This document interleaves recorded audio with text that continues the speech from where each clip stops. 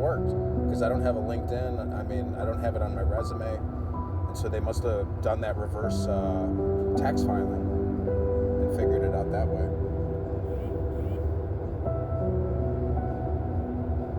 But Uber doesn't. Can you, when you sign up to be a driver, can you have them pay you as a corporation as opposed to? Absolutely. Okay.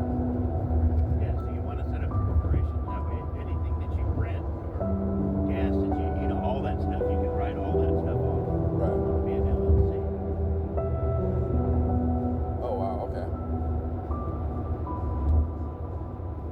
Do some people not set up a corporation and just do solo? I think so, yeah. People that do it part-time Right. just for extra cash here and there.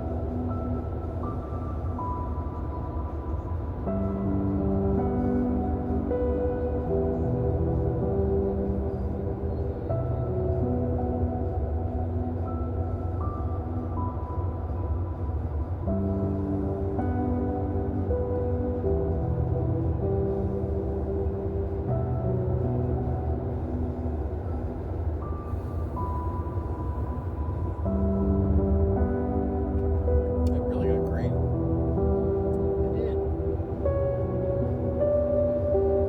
In Chicago, I feel like June 1st is when it like really pops, and you're like, holy crap! It's like overnight, but it is a slow progression. Last week we got quite a bit of rain. And then now it's going to rain all the way until the end, the beginning of next week. Pretty much like this. I have a peach tree in my backyard, and it almost like it's like a cherry blossom at first, Oh, yeah. and then all those fall. And it's amazing because like the squirrels come in and they eat like the premature, I guess, seedlings of the. But yeah, all those cherry blossoms fell off, and then boom, it just starts growing as soon as those like virgin leaves fall off. But boy, it's a big cleanup at the end of the season when they start falling and they land on the concrete. They start, causing stains, and Right. it's like I'm constantly out there Fruit spraying. trees can be a hassle if you don't, I can't harvest it. It's like too high up, and it's not ergonomic. You can't get a tree in there. It's totally a bad tree to put in, but it's kind of cool opening your door and seeing peaches like right outside. You can just pick it right through your window. But you can't really eat them because they're not like, Anjou pears or those good pears. They're like little crab pears, basically.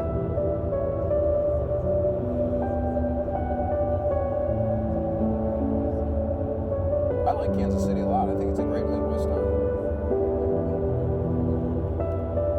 I love that World War I memorial. It is amazing. I've heard nothing. I haven't been there yet, but I've heard nothing but absolutely fantastic things about anybody that's gone there. Yeah, I've never been in the museum, but I just love that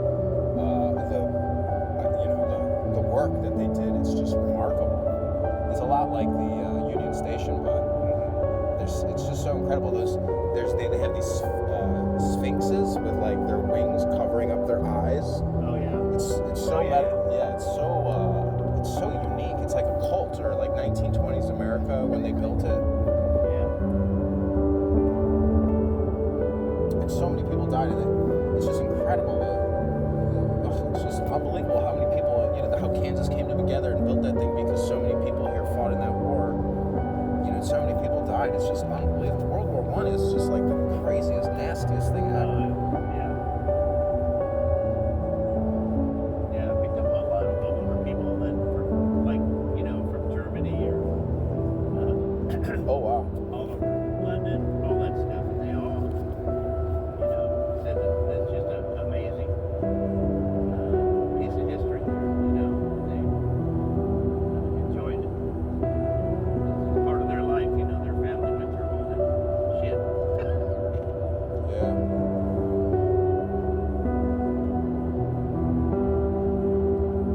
Have you ever seen this? What's that famous director's name? Stanley Kubrick. He made this movie called Paths of Glory with Kirk Douglas.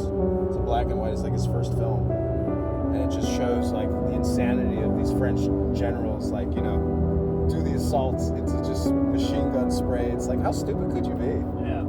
Just total incompetency, or forgiven. Who knows? So many things to think about why somebody would just willfully let so many people die, unnecessarily, and you don't even win that way. Right. It's kind of like the same thing with the Civil War. I don't understand why they didn't just do guerrilla warfare back then. Why did they do these? Why did they do this honorable line it up and march into each other? It was like, couldn't you be more ruthless than that? Yeah, it's crazy. Yeah, even World War II and Korean Vietnam War. Yeah. All those were just as bad as you can imagine. Yeah, Korea War is weird because right downtown, right near that World War I, they have a Korean War memorial for the Kansas City soldiers, and there's hundreds of Kansas City men that died fighting in North Korea. And it's like, if you ask anybody, do you know why America were fighting the Koreans? And do you have any idea what our goal or strategy was? I mean, Right. nobody can really answer that. And in hindsight, you're like, I mean, I know the obvious answer is it was to like the domino theory to stop the spread of communistic control and shit, but it's in hindsight, it's like I don't think that's really true. It was kind of like a business in many ways. Kind of like how the government creates wars so their buddies that own ammunitions and steel and all the other things that they need to facilitate that war. I mean, coming out of World War II, you would imagine like such a build-up, all that energy and momentum. They're like, well, what are we going to do next? Oh, let's go to like we're having problems over here. We're having problems. It's like it never ended. But it's just so tied. Yeah, like you said, it's all tied into. I think even here in Kansas City, in Independence or something, I heard that's where they make all the cartridges, all the bullets. And it's the only place in America where that they actually manufacture it. I think it's a private corporation that the government, buys from.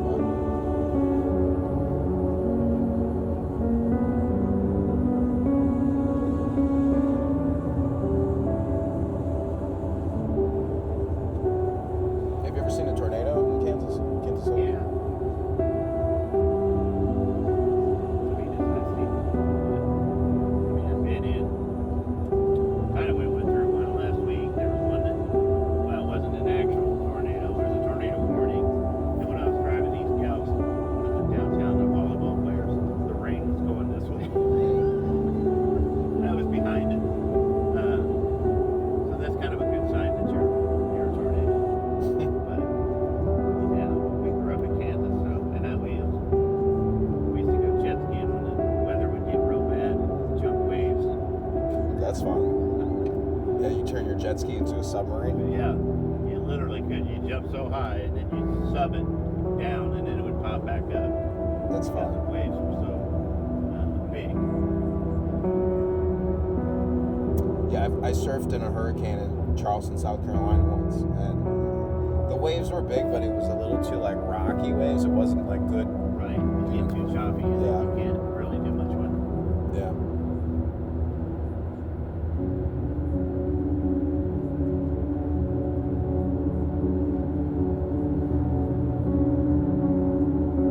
Yeah, if they get too close together, like you'll jump one and then you'll land in another one, and then it'll push you back over and start over again. It's not really fun.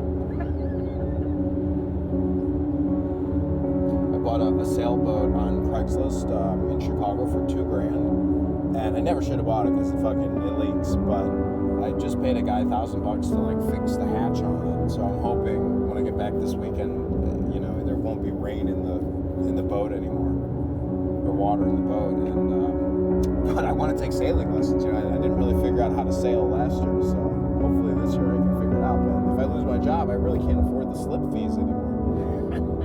Right. But I will tell you, being a boat daddy or like inviting girls to your boat, they definitely want to come out. Oh, yeah. And it's a picture show for them. They want to take selfies, and it's a shitty boat, but it's just the vibe or the environment which changes, the personality. I slept with this girl. She was like Miss Alabama, just recently. She's an African American girl, but she's incredibly